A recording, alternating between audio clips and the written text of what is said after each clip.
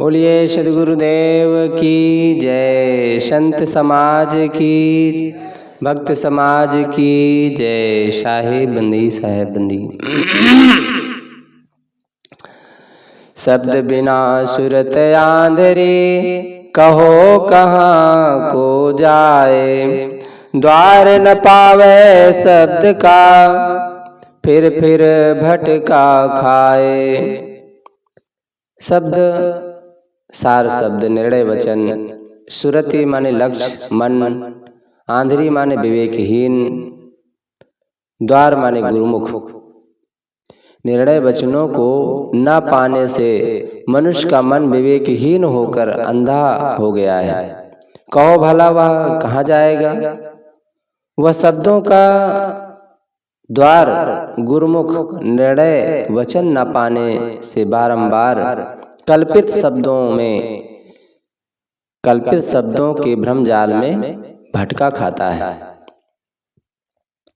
शास्त्र वचन एवं गुरु वचन के नाम पर संसार में शब्दों का ऐसा भयंकर वन है, जंगल है, जिसमें से निकल पाना बहुत बहादुरी का काम है।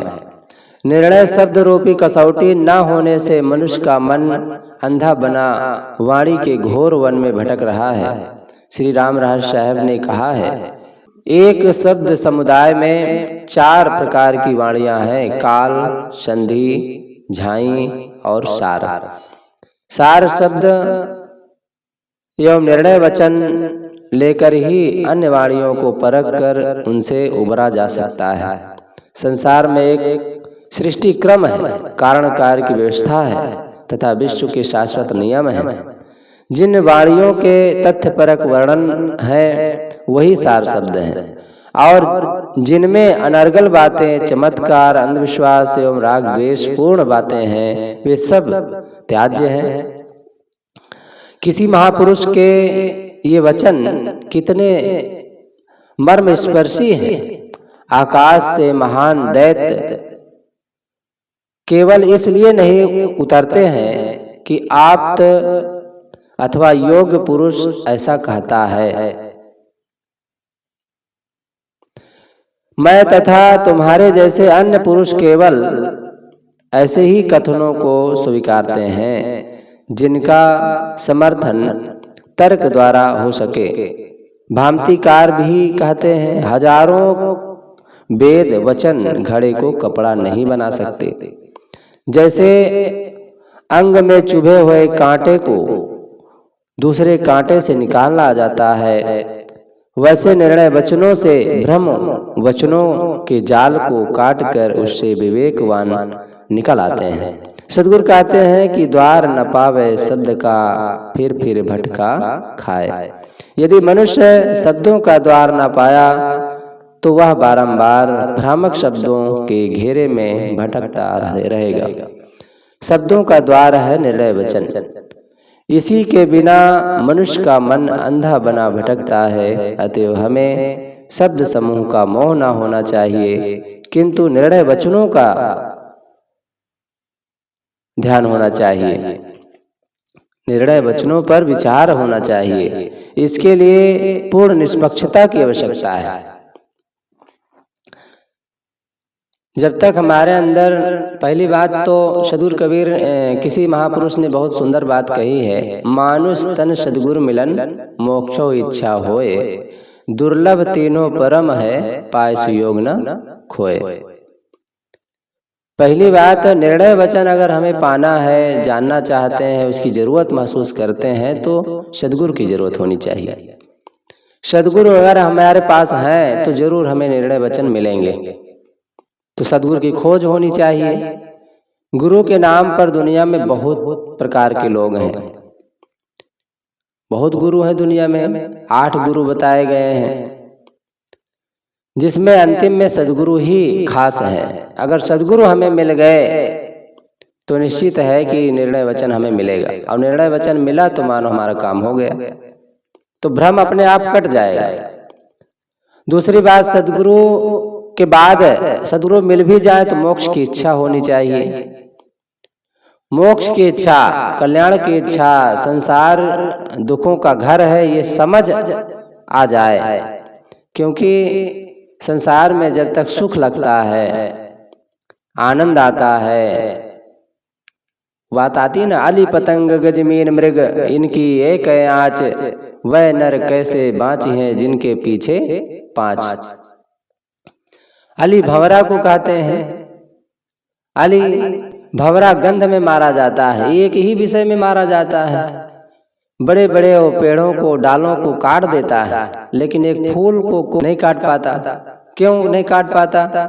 उसको अच्छा लगता है, उसकी सुगंधी उसे अच्छी लगती है, उसको लगता है कि क्या आखिर आनंद आ रहा है, मजा आ रहा है। अब काट के आखिर कहाँ जाएंगे, कहाँ जाना, कहाँ आना, बिल्कुल मुक्त हो जाता है वहां पर। उस रस को लेने के लिए, उस गंध को सूंघने के लिए सारे परिवार को अपने भूल जाता है, मानो संसार को भूल जाता है, और उसी में आराम से सो जाता है। सोचता है सुबह होगी तो फिर बढ़िया गंध का आनंद लूंगा। वहीं फूल संपुट हो जाता है, उसी में वो सो जाता है। उसे काटता नहीं है, काट करके निकल सकता है लेकिन काटता नहीं। तो फिर सुबह हाथी आती है और उसे खा जाती है, क्योंकि अब पेड़ों को खा जाती है तो उसी के साथ वो पेट में चला जाता है, मारा जाता है। अली पतंग, पतंग पतिंगा, बारिश के समय आप देखिए बत्ती जलती है तो कितनी पतंगे आ जाते हैं। पंख जलता है, अब उड़कर जाता है, एक पंख जल जाता है, सावधान हो जाना चाहिए, लेकिन फिर उछाल मारता है उस रूप को देखने के लिए। रूप विषय में मारा जाता है, फपक के जल जाता है। पतिंगा, अली पतंग, गज हाथी, स्पर्श विषय में मारा जाता है। कहा जाता है कि जंगल में हाथी पकड़ने वाला गड्ढा खोद देता है, ऊपर से कुछ ऐसे ठाठ बना देता है, छा देता है नकली, और उसी के ऊपर कागज की हथनी रख देता है बना करके।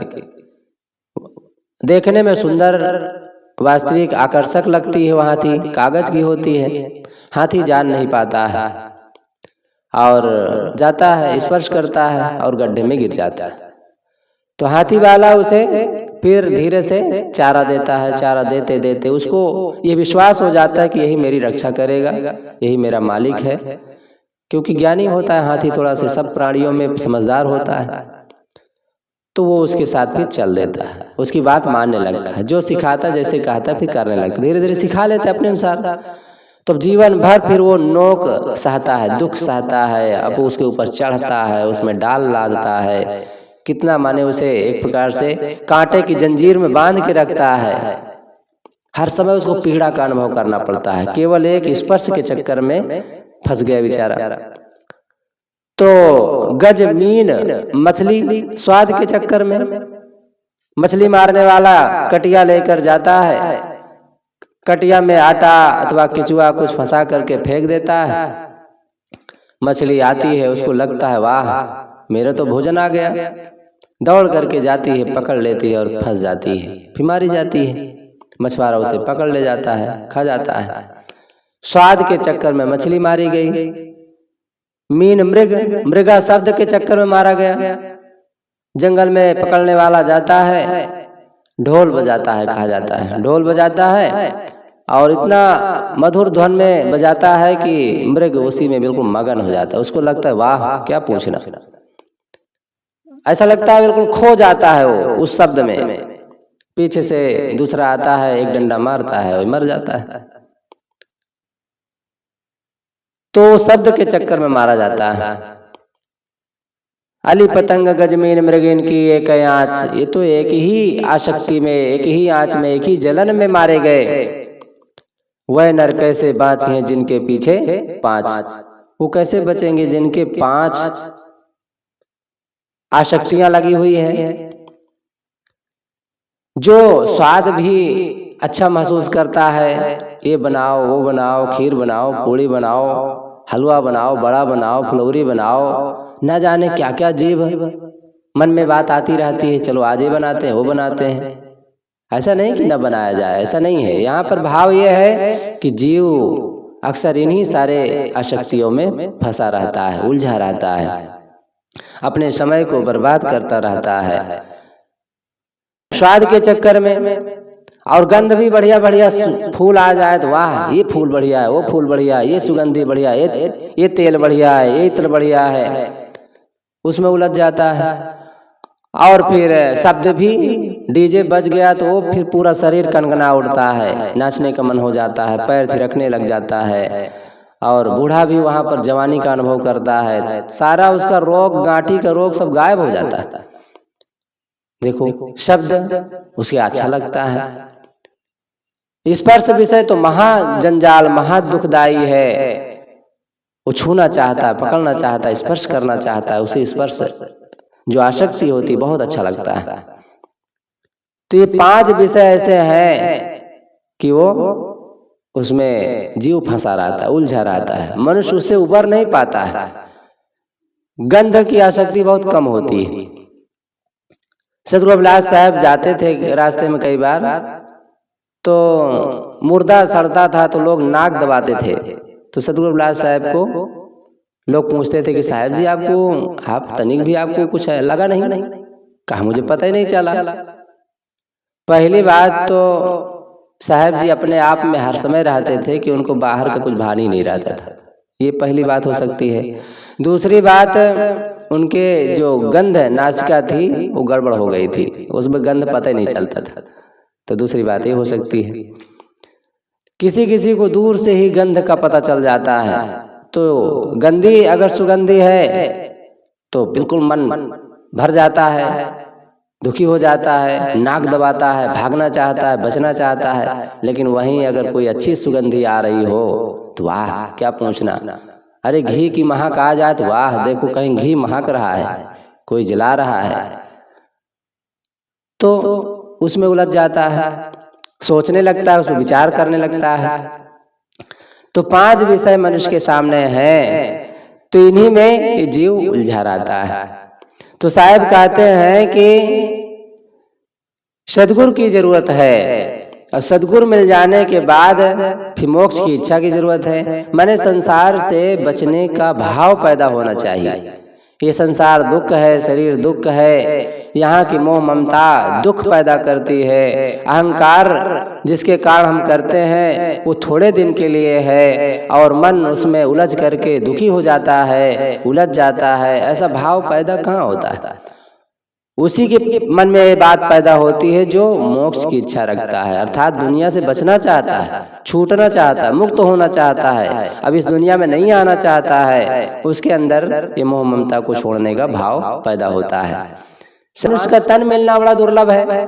पहली बात तो मनुष्य जीवन मिलना ही बड़ा दुर्लभ है। दूसरी बात मन में सद्गुरु का चिंतन होना, सद्गुरु का भाव जगना, ये बड़ी बात है। तीसरी बात मोक्ष की इच्छा होना, ये बड़ी बात है। सबसे बड़ी बात तो मोक्ष की इच्छा। मोक्ष की इच्छा होती है तो गुरु भी मिल जाते हैं, मनुष्य जीवन भी सफल हो जाता है, सब अपने आप हो जाता है।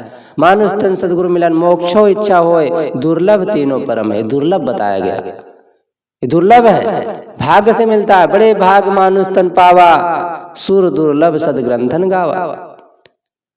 बड़े भाग से जीवन मिलता है, तो इसकी हमें रक्षा करना है और इसकी कीमत को समझना है और आगे बढ़ना है। तो वही बात यहाँ साहब बताते हैं कि शब्द बिना सूरत आंधरी। शब्द निर्णय वचन के बिना ये जो सूरत है, जो मन है, ये अंधा बना भटक रहा है।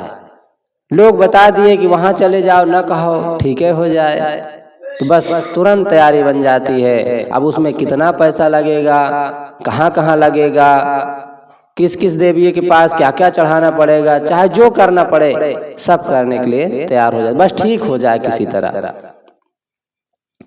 तो विवेकहीन, इसलिए संत गुरुजनों ने कहा कि वेदों को पढ़ो, शास्त्रों को पढ़ो, लोगों की सुनो, सबकी मानो, पर अपने विवेक को सामने रखो।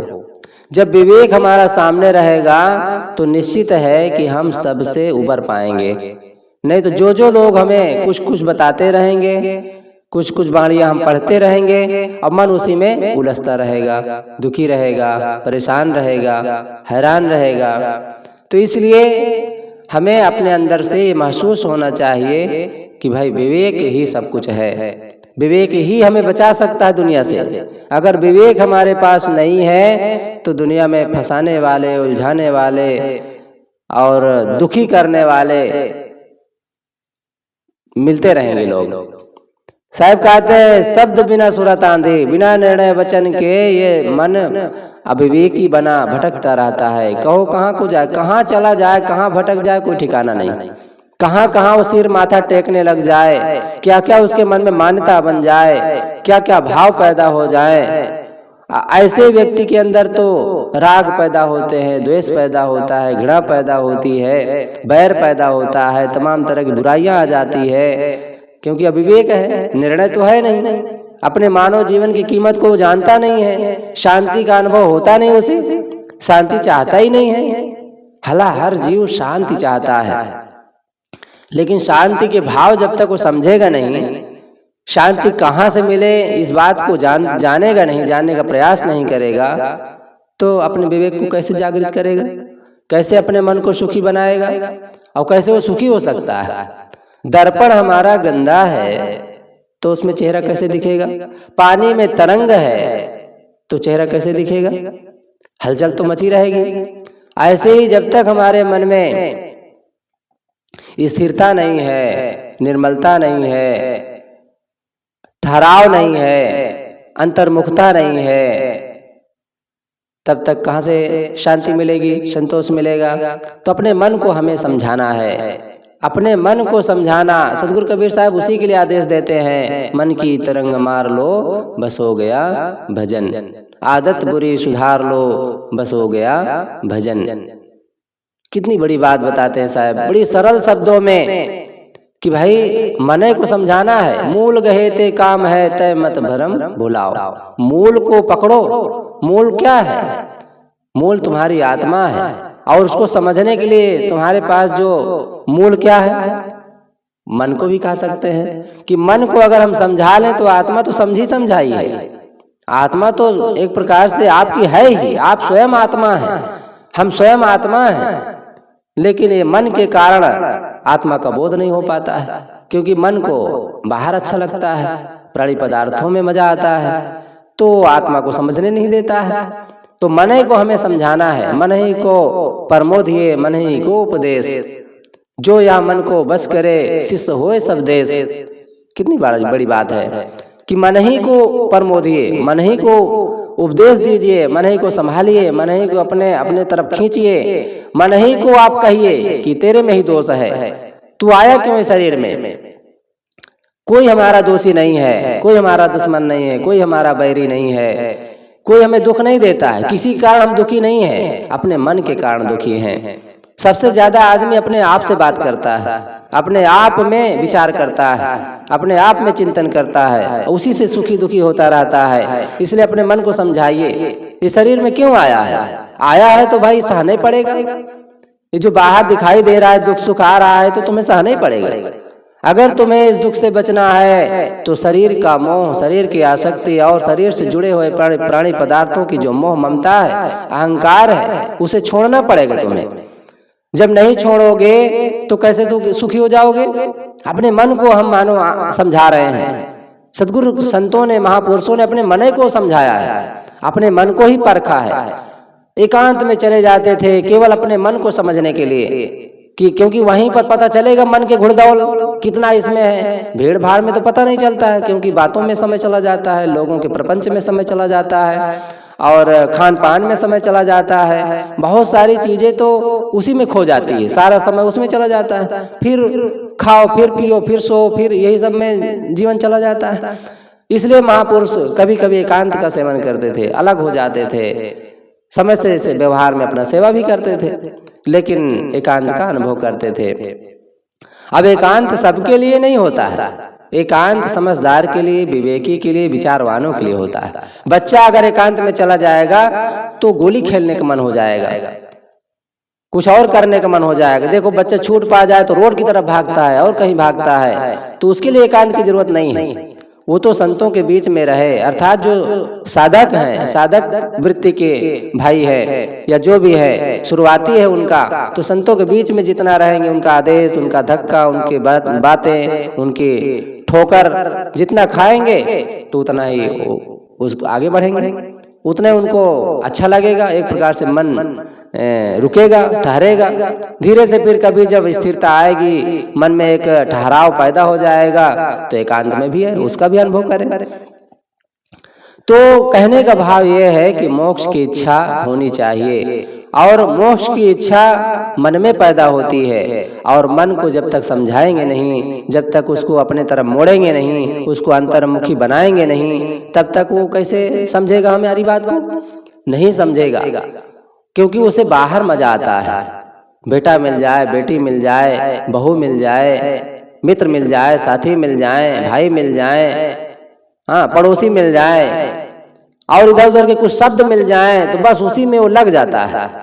क्योंकि अब एक शब्द देखो, आप मोबाइल में कई बार ध्यान दिए होंगे, एक चैप्टर आया उसको खोले तो उंगली कहती है और खोलो और खोलो और खोलो और खोलो, खोलते खोलते कितना समय चला जाता है कुछ समझ में ही नहीं आता है। बाद में लगता है अरे बेकार में समय चला गया। ये मन है, हर जगह हमें डुबाता रहता है, भटकाता रहता है, इसलिए इस मन को हमें समझाना है। संत गुरुजन उसी का उपदेश देते हैं। साहब कहते हैं, शब्द बिना सूरत आंधरी, कहो कहाँ को जाए।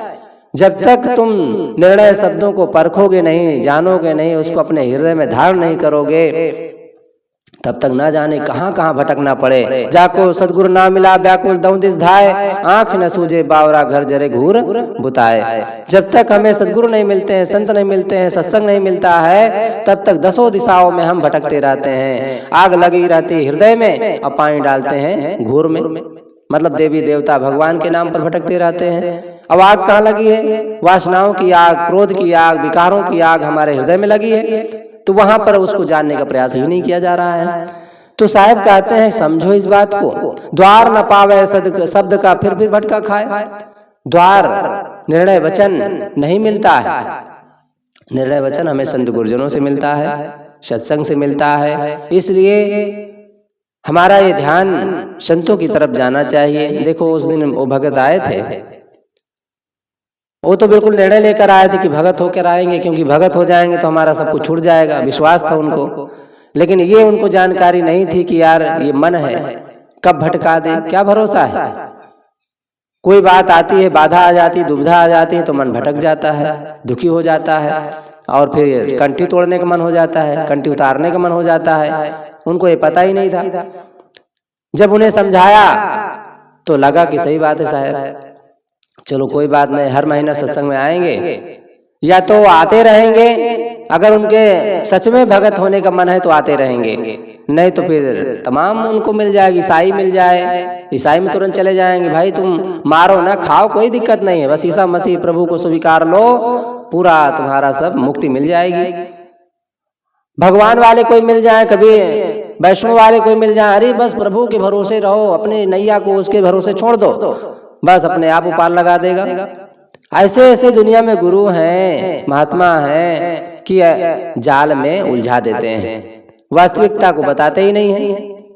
अगर हमारे मन में वास्तविकता की समझ नहीं है, जानकारी नहीं है, तो बस सरल वाला ज्यादा अच्छा लगता है। क्योंकि अब भाई भर्ती भर होना है, बाकी रोग बुखार सर्दी सब ठीक हो जाता है, और कोई दुख नहीं होता, कोई पीड़ा नहीं होती है, बच्चा अलग से मिल जाता है गिफ्ट में, सारा रोग दूर हो जाता है। ये सारी बातें ऐसे ऐसे लोग बता दिया करते हैं, तो मन उसी में भटक जाता है।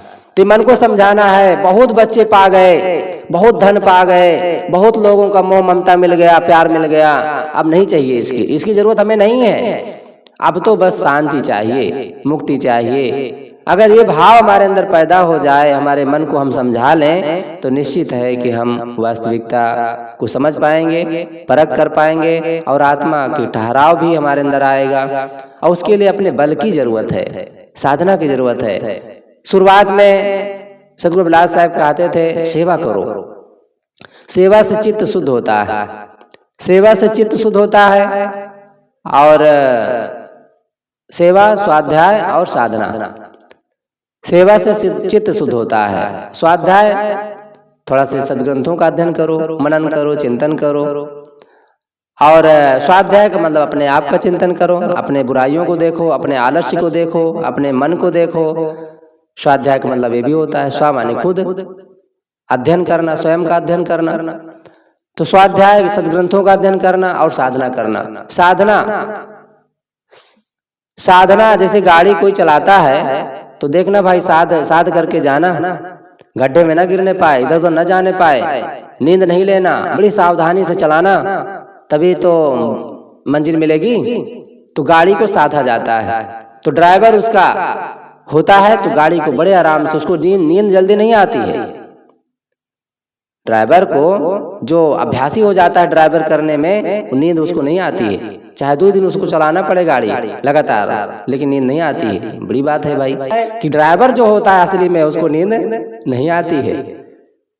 तो नींद, तो कहने का भाव में ये कह रहा था, साधना, गाड़ी को साधो, मतलब ये मन कहाँ जा रहा है, क्या कर रहा है, क्या करना चाहता है, अब क्या करना चाहिए, ये बात उसे परखाओ, समझाओ, तभी उसके समझ में आएगा। वो बच्चा है, अभी कुछ नहीं जानता है, उसे तो बस बाहर का जो कुछ मिलता है उसी में मजा आने लगता है, उसी में खो जाता है, और वही उसकी दुनिया है। अनादिकाल के जगत में पायो अनेक शरीर, मिटा न दुख क्यों आज तक करो विचार फकीर। साहब कहते हैं अनादिकाल से न जाने क्या क्या शरीर धरे हो और सबका आनंद लेते रहे हो, उसी का अभ्यास बना हुआ है। तो उस अभ्यास को छोड़ करके शांति, स्थिरता, ठहराव का अभ्यास करना है।